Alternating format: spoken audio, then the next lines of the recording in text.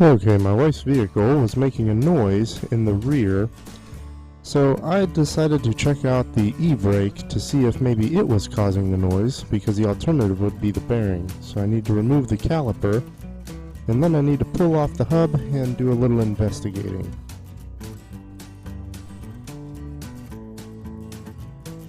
So there's only two bolts holding on the caliper. They're both 17mm. Here's the top one, and there's one on the bottom. And I found it's easier to remove a caliper if you just compress it a little bit with a C-clamp. Now my C-clamp wasn't big enough to go across the entire middle, so I have to clamp both ends of it.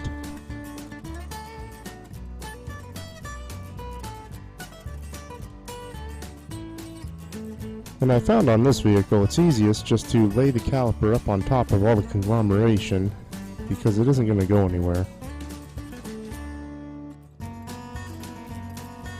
And it was rather easy to pull the rotor off.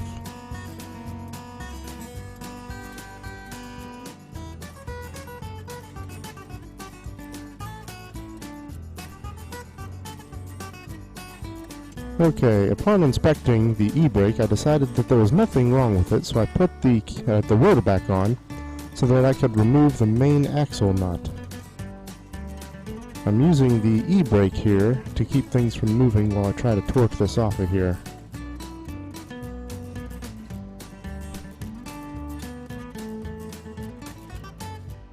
Okay, now it's time to remove the e-brake, because my goal now is to get to the bearing. And I found if you hammer this e-brake shoe straight down, that's the easiest way to remove it. And there's only one small spring on the other side of the e-brake that's holding it onto the car. And it's weak enough you can move it with your fingers to get it loose. And here's the easiest method I've found for getting the shoe off. You just rotate it up and it'll slide right out the top. You don't have to do any forceful bending or anything.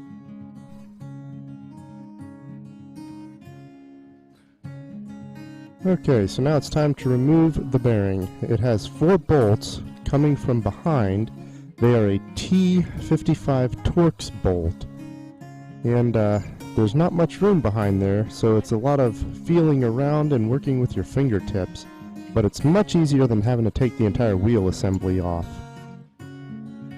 This is my bit that I had for trying to take these off, but it was too short to get past the drive shaft. So I ordered this one off of Amazon. Had a nice long neck and it was able to sneak past the drive shaft. So you can see I have the bolt mostly removed, but the ring around the drive shaft was preventing it from going any further, so now I have to push the drive shaft back in order to loosen the bolts further. So I broke out my wheel puller and started pushing the drive shaft back. You can see the entire assembly is nice and loose. All it needs is a little bit more of the bolt removal and it'll just come right off.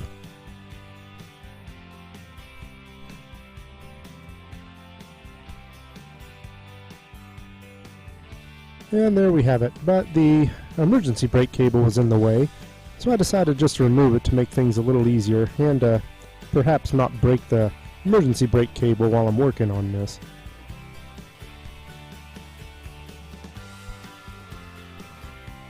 Okay, so the bearing was stuck within that plate just by some rust, so I found the best way to get it out was to just take my hammer to it. And it takes quite a few whacks, but I finally managed to get the thing out. You can see that it's starting to form a gap.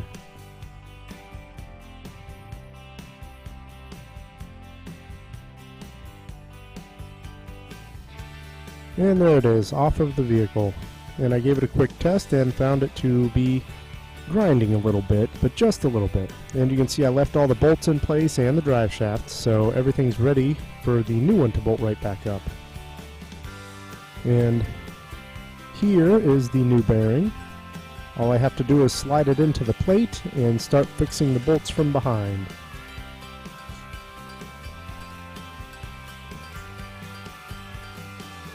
And the last step is to reattach the drive nut, well, the axle nut, but it took a little bit more torque than my poor little torque wrench could provide, so I just had to take my best guess. And once the caliper is back on, it's time to put the wheel back on and be finished. Thank you for watching.